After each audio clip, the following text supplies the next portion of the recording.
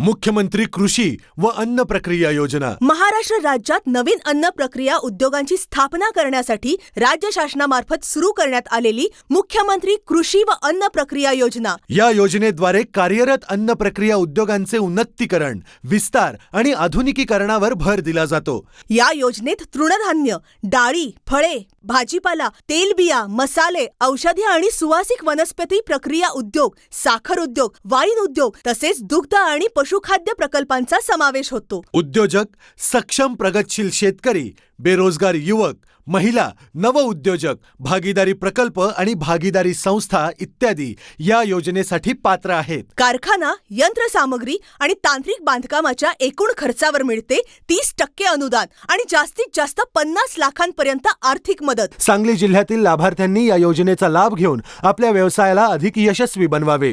अधिक माहितीसाठी संपर्क जिल्हा अधीक्षक कृषी अधिकारी सांगली।